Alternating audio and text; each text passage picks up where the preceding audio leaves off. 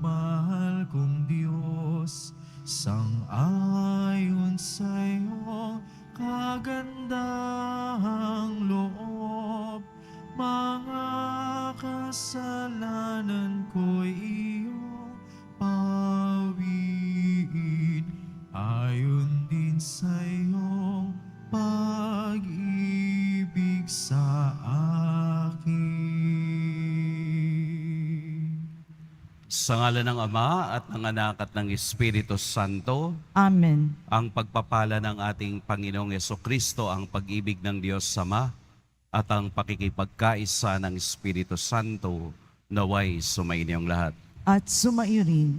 Mga kapatid, sa sandali ng katahimikan, ating isipin at ihingi ng tawad ang ating mga nagawang kasalanan upang tayo'y maging marapat gumanap sa banal na pagdiriwang.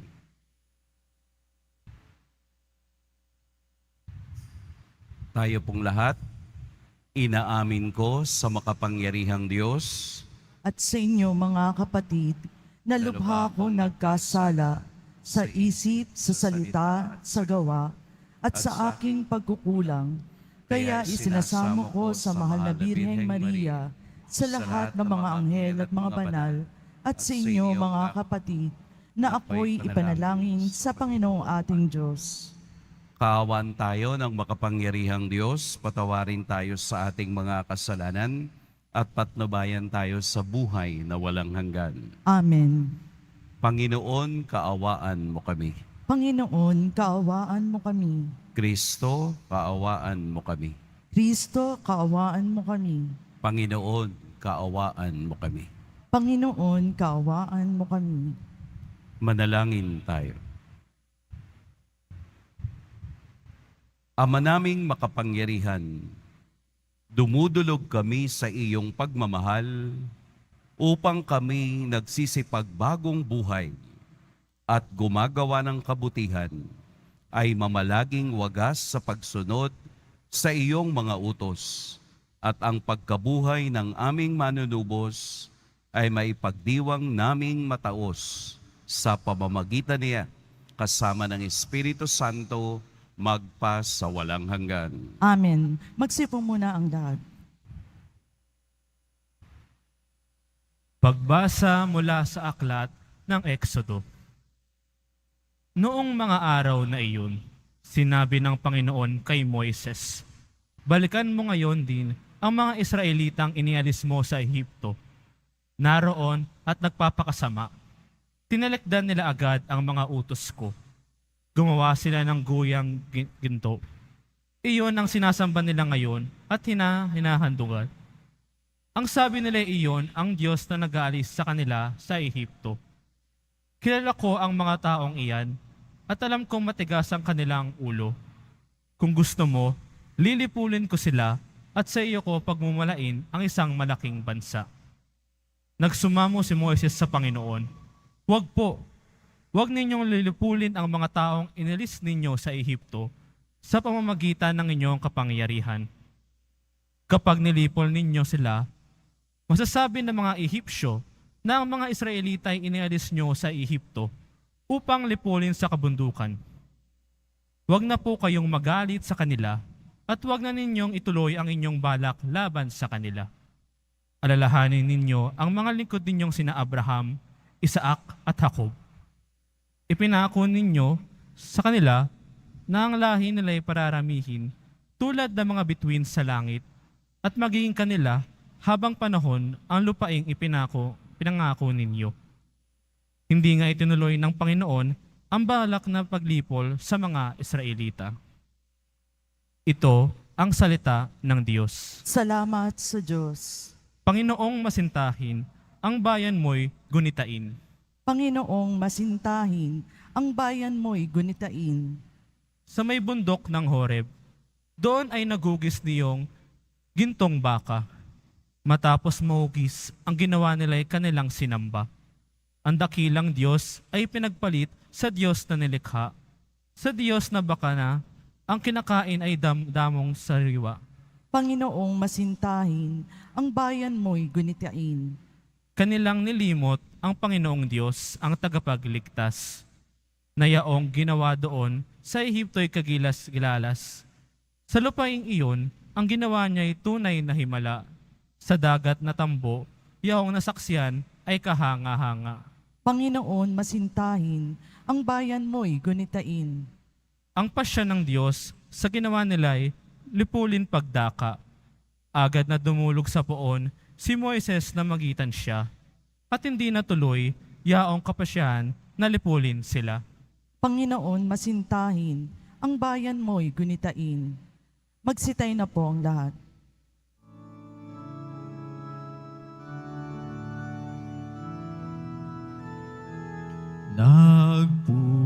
Nagpupuri kami sa'yo, Panginoong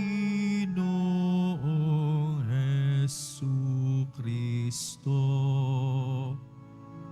Nagpupuri kami sa'yo, Panginoong Jesucristo. Pag-ibig sa sanlibutan ng Diyos ay gayon na lamang, Kanyang anak ibinigay upang mabuhay kailanman ang nananalig na tunay. Nagpupuri kami sa'yo, Panginoong Jesucristo.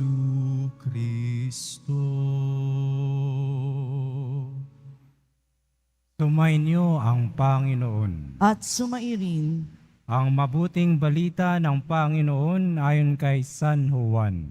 papuri sa iyo, Panginoon. Noong panahong iyon, sinabi ni Jesus sa mga Hudyo, "Kung ako lamang ang nagpapatotoo tungkol sa aking sarili, huwag ninyong tanggapin. Ngunit may ibang nagpapatotoo tungkol sa akin. At totoo ang kaniyang sinasabi. Nagpasugo kayo kay Juan, at nagpatotoo siya tungkol sa katotohanan. Hindi sa kailangan ko ang patotoo ng tao. Sinasabi ko lamang ito para maligtas kayo. Si Juan ay parang maningas na ilaw na nagliliwanag noon at kayo'y sandaling nasiyahan sa kanyang liwanag. Ngunit may patotoo tungkol sa akin na higit sa patotoo ni Juan. Ang mga gawaing ipinagagawa sa akin ng Ama ay siya ko namang ginaganap, yan ang nagpapatotoo na ako'y sinugo niya. At ang Amang nagsugo sa akin ay nagpapatotoo rin tungkol sa akin. Kailan may hindi ninyo narinig ang kanyang tinig at nakita ang kanyang anyo. Walang pitak sa inyong puso ang kanyang salita, sapagkat hindi kayo nananalig sa akin na sinugo niya. Sinasaliksik ninyo ang mga kasulatan. Sa paniwalang doon ninyo matatagpuan ang buhay na walang hanggan. Ang mga ito ang nagpapatotoo tungkol sa akin. Ngunit ayaw naman ninyong lumapit sa akin upang kayo'y magkaroon ng buhay. Hindi ako naghahangad ng parangal ng mga tao. Ngunit kilala ko kayo. Alam kong wala kayong pag-ibig sa Diyos. Naparito ako sa ngalan ng aking Ama at ayaw ninyong akong tanggapin. Kung may ibang pumarito sa kanyang sariling pangalan, siya'y inyong tatanggapin.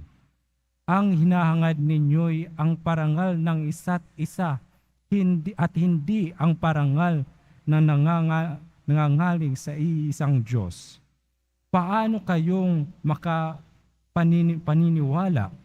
Huwag ninyong isiping ako ang magsasakdal sa Ama laban sa inyo. Si Moises na inaasahan ninyo ang siyang maghaharap ng sakdal laban sa inyo. Kung talagang pinaniniwalaan ninyo si Moises, ako'y paniniwalaan din sana ninyo, sapagkat sumulat siya tungkol sa akin. Ngunit kung hindi ninyo pinaniniwalaan ang mga sulat niya, paano ninyong paniniwalaan ang mga sinasabi ko? Ang mabuting balita ng Panginoon. Pinupuri ka namin, Panginoong Hesukristo. Magsipo muna tayong lahat.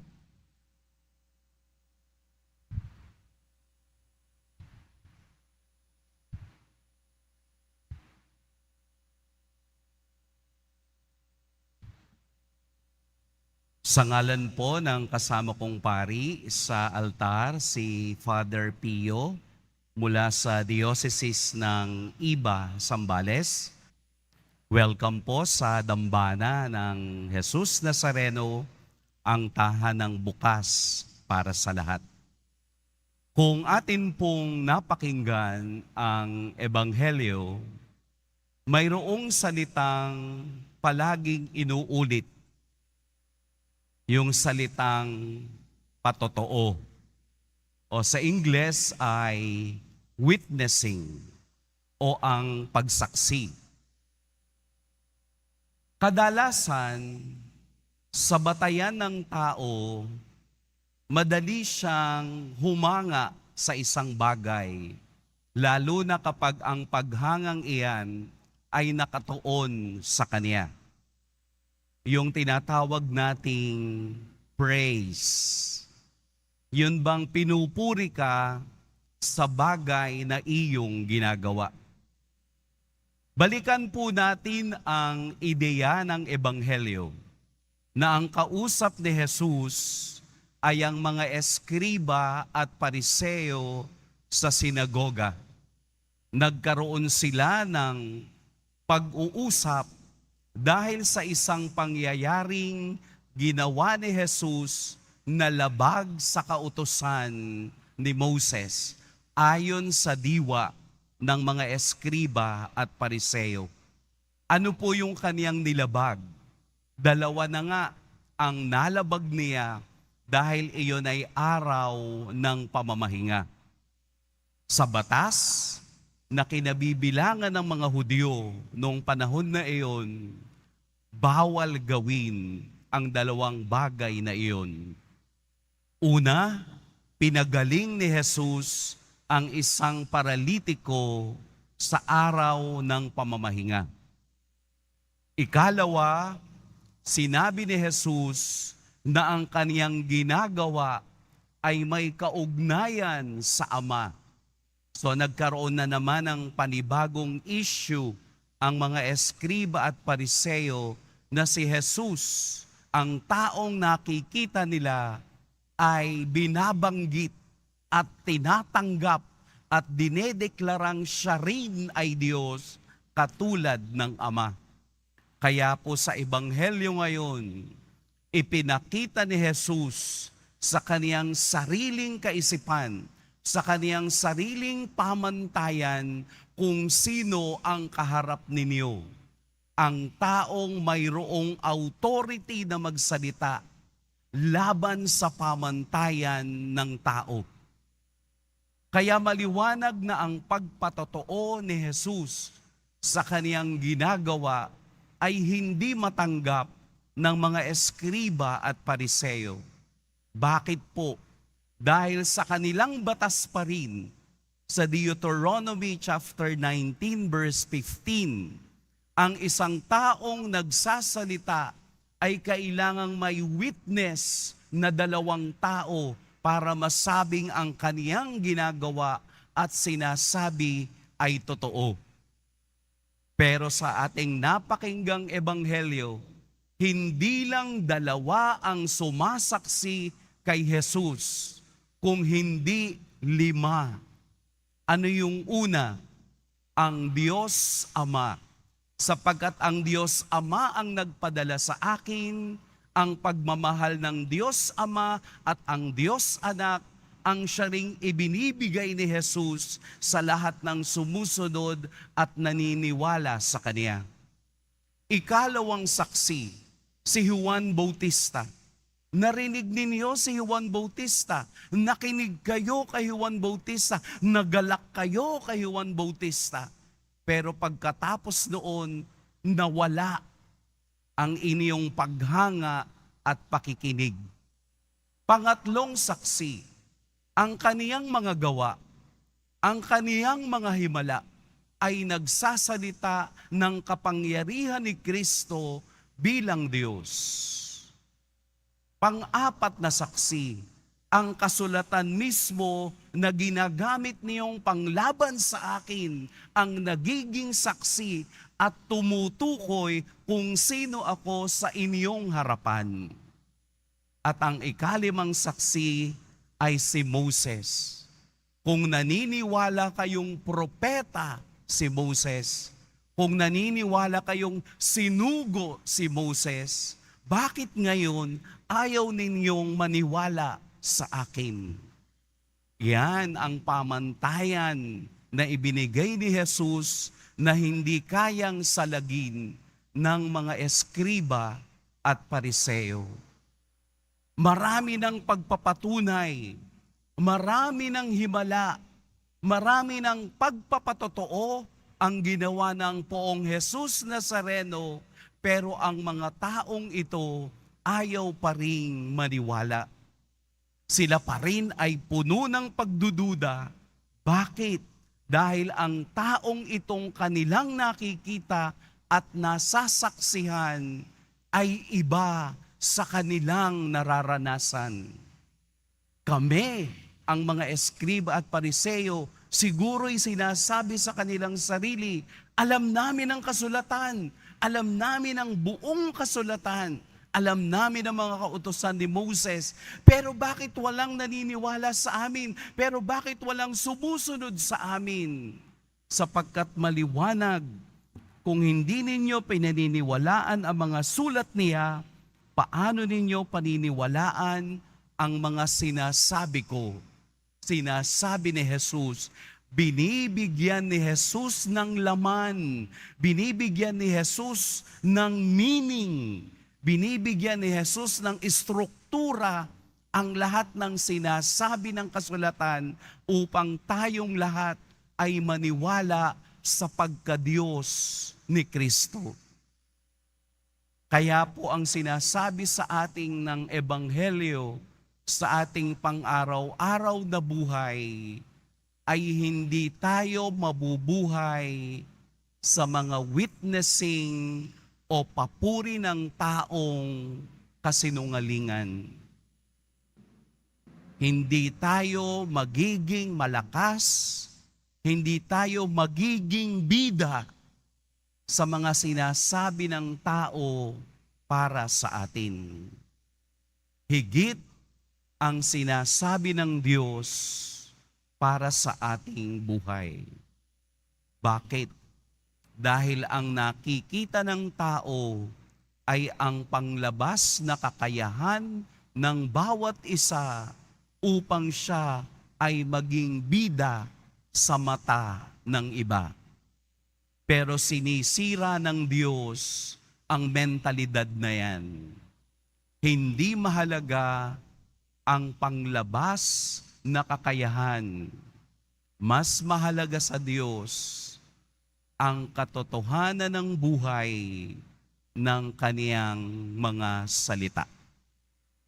Sa ating pagsunod sa ating Poong Jesus Nazareno, huwag tayong malalasing sa sinasabi ng tao.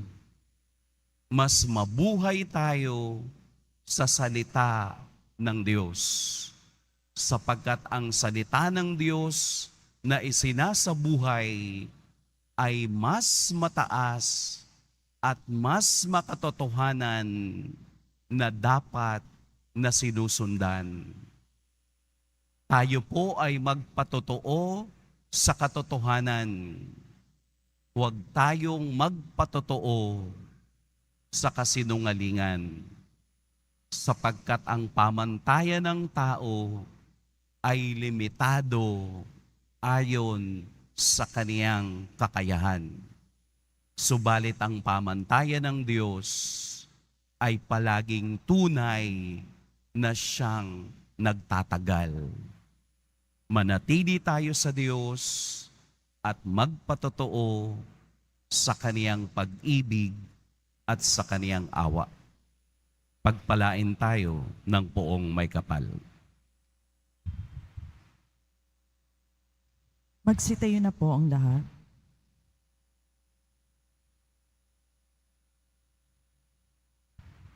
Minamahal kong mga kapatid, madalas ay lumilihis tayo sa daan ng Panginoon. Humingi tayo sa Kanya ng lakas upang makapamuhay tayo ng may pananampalataya. Ama, lunasan mo ang aming kawalan ng pananampalataya. Ama, lunasan mo ang aming kawalan ng pananampalataya. Ang mga Kristiyano sa lahat ng dako, naway manalangin ng higit na maitintim sa panahong ito ng Kwaresma. Manalangin tayo. Ama, Ama, lunasan mo ang aming kawalan ng pananampalataya. Ang mga walang pananampalataya, naway makinig sa salita ng Diyos upang sila ay maligtas. Manalangin tayo.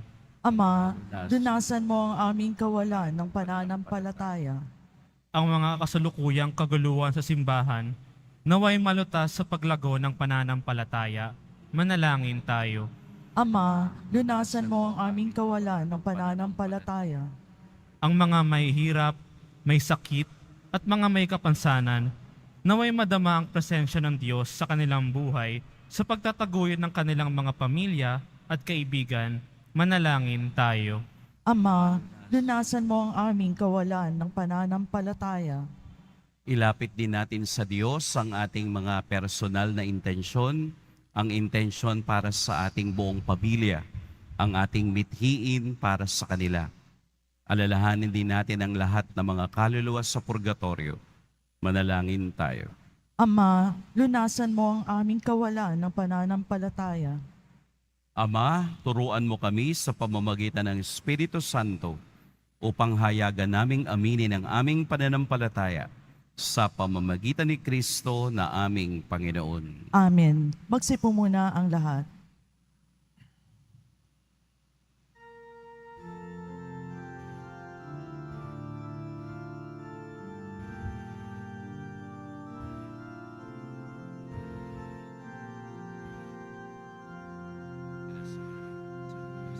Sa'yo, Ama, aming handog ang tinapay at alak na ito, handog ng iyong bayang sumasamo, humihi ng patawad mo.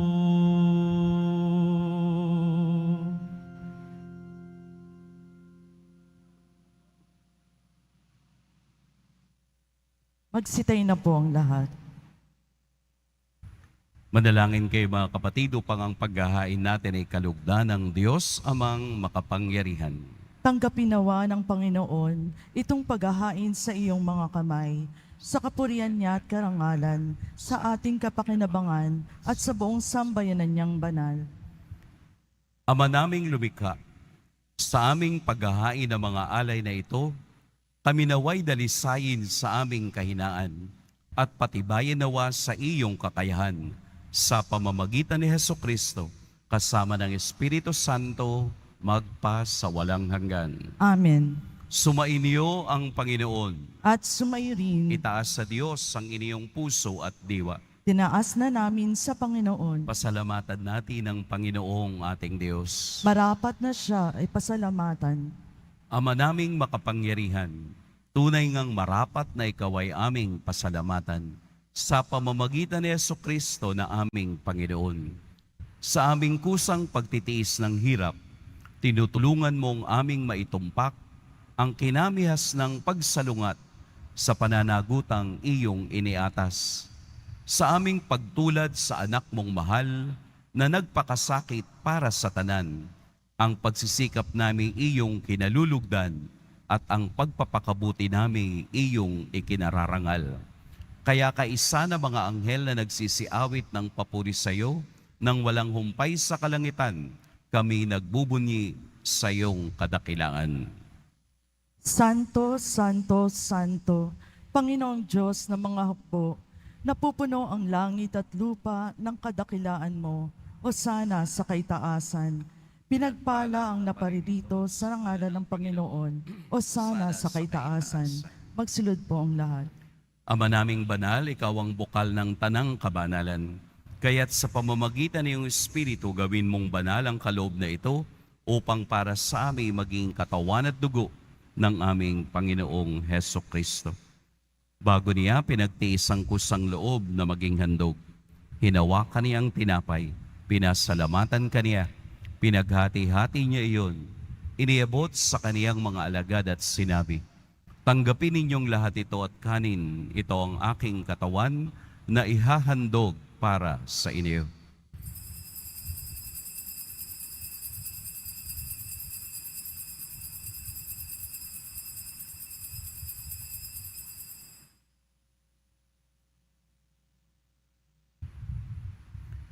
Gayun din naman noong matapos ang hapunan, hinawakan niya ang kalis, muli kaniyang pinasalamatan.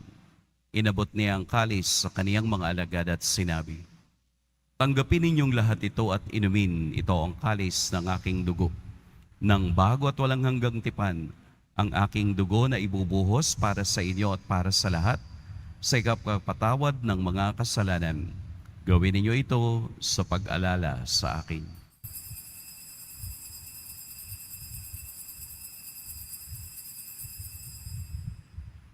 Magsitay na po ang lahat. Ipagbunyi natin ang misteryo ng pananampalataya. Si Kristo'y namatay, si Kristo'y nabuhay, si Kristo'y babalik sa wakas ng panahon.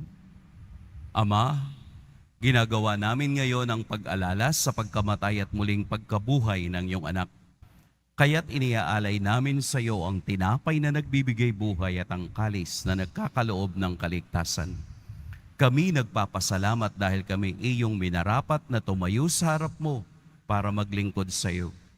Isinasamo namin kaming magsasalo-salo sa katawan at dugo ni Kristo ay mabuklod sa pagkakaisa sa pamamagitan ng Espiritu Santo.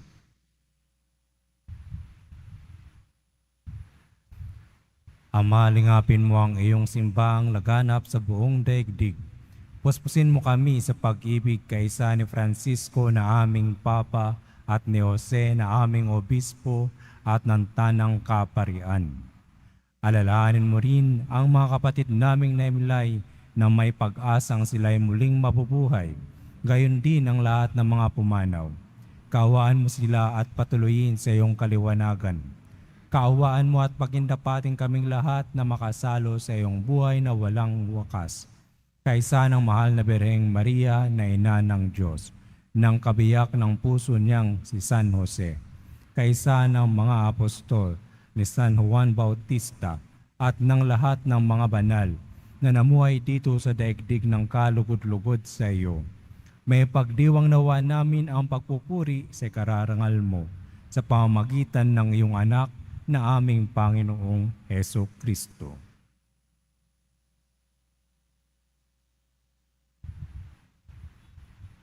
Sa pamamagitan ni Kristo, kasama niya at sa Kaniya, ang lahat ng parangal at papuri sa iyo, Diyos, Amang makapangyarihan, kasama ng Espiritu Santo, magpa sa walang hanggan. Amen.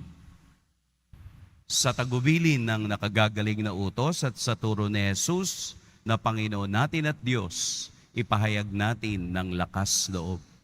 Ama namin, Sumasalangit ka, sambahin ang ngalan mo, mapasa amin ang kaharian mo, sundin ang loob mo dito sa lupa para nang sa langit. Bigyan mo kami ngayon ng aming kakanin sa araw-araw, at patawarin mo kami sa aming mga sala, para ng pagpapatawad namin sa nagkakasala sa amin. At huwag mo kaming ipahintulot sa tukso, at iadya mo kami sa lahat ng masama. Hinihiling namin kami iadya sa lahat ng masama. Pagkalooban ng kapayapaan araw-araw, iligtas sa kasalanan at ilayo sa lahat ng kapahamakan. Samantalang aming pinananabikan ang dakilang araw ng pagpapahayag ng tagapagligtas naming si Heso Kristo. Sapagkat iyong karian at ang kapangyarihan at ang kapurihan magpakailanman. Amen. Panginoong Heso Kristo, sinabi mo sa iyong mga apostol, kapayapaan ang iniiwan ko sa inyo, ang aking kapayapaan ang ibinibigay ko sa inyo. Tunghayan mo ang aming pananampalataya at huwag ang aming pagkakasala. Pagkalooban mo kami ng kapayapaan at pagkakaisa ayon sa iyong kalooban, kasama ng Espiritu Santo, magpa sa walang hanggan. Amen. Ang kapayapaan ng Panginoon naway laging sumainyong lahat. At sumayrin. Magbigayan kayo ng kapayapaan sa isa't isa. Peace be with you. Peace be with you. Kordero ng Diyos na nag-aalis ng mga kasalanan ng sanlibutan, maawa ka sa amin. Kordero ng Diyos na nag-aalis ng mga kasalanan ng sanlibutan, maawa ka sa amin. Kordero ng Diyos na nag-aalis ng mga kasalanan ng sanlibutan, ipagkaloob mo sa amin ang kapayapaan. Magsilid po ang lahat. Narito si Jesus, ang walang hanggang patotoo ng Ama. Ito ang kordero ng Diyos. Ito ang nag-aalis sa mga kasalanan ng sanlibutan. Mapapalad ang inaanyayahan sa kaniyang piging. Panginoon, hindi ako karapat-dapat na magpatuloy sa iyo, ngunit sa isang salita mo lamang ay gagaling na ako.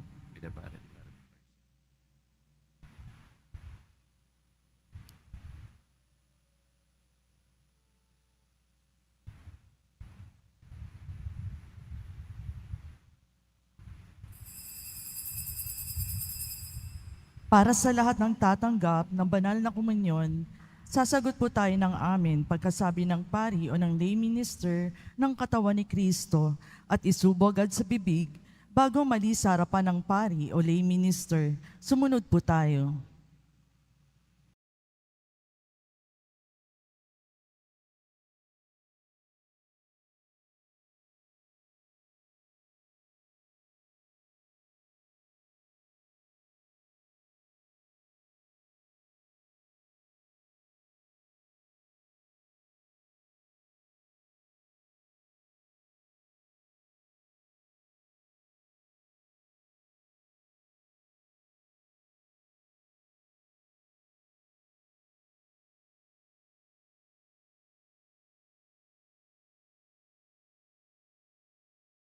Manalangin tayo.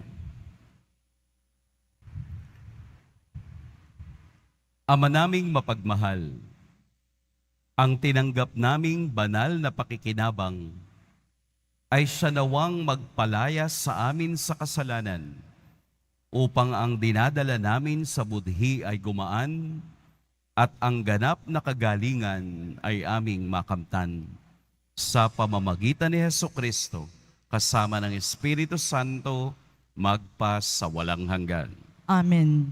Sumainyo ang Panginoon. At sumairin. Yumuko kayo para sa pagbabasbas. Mahal na poong Jesus Nazareno, inihayag mo sa pamamagitan ng krus ang walang maliw na pag-ibig ng Diyos sa sangkatauhan. Pakinggan mo po ang kahilingan ng iyong angkan na nagsusumamo sa iyo. Makamtan nawa nila ang iyong katugunan at tanggapin ang kasagutan na may utang na loob na tinatanaw. Basbasan din po ninyo ang mga daladala nilang mga imahen at dasalan. Sa pamamagitan ng bendisyon na ito, naway maalala nila ang mga pangako nila noon sa binyag, na ikaw ang kanilang iibigin at paglilingkuran bilang Panginoon, magpa sa walang hanggan. Amen. At pagpalain kayo ng makapangyarihan at mapagmahal na Diyos, ang Ama at Anak at Espiritu Santo. Amen. Tapos na ang ating pagdiriwang, humayo kayong taglayang kapayapaan ng poong Jesus Nazareno. Salamat sa Diyos.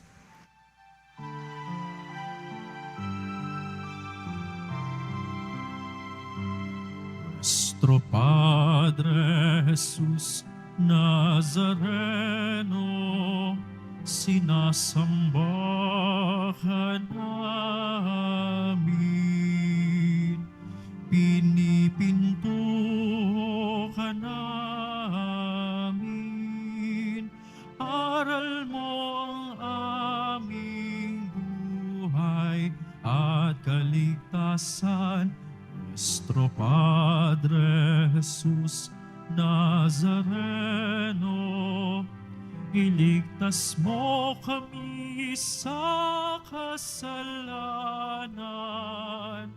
Ang krus mo kinamatayan ay sagisag ng aming kaligtasan. Nuestro Padre Jesús Nazareno, dinarangal ka namin. Nuestro Padre Jesús Nazareno, nilulwalhati ka namin. Nuestro Padre Jesús Nazareno, dinarangal ka namin. Nuestro Padre Jesús Nazareno, nilulwalhati ka namin.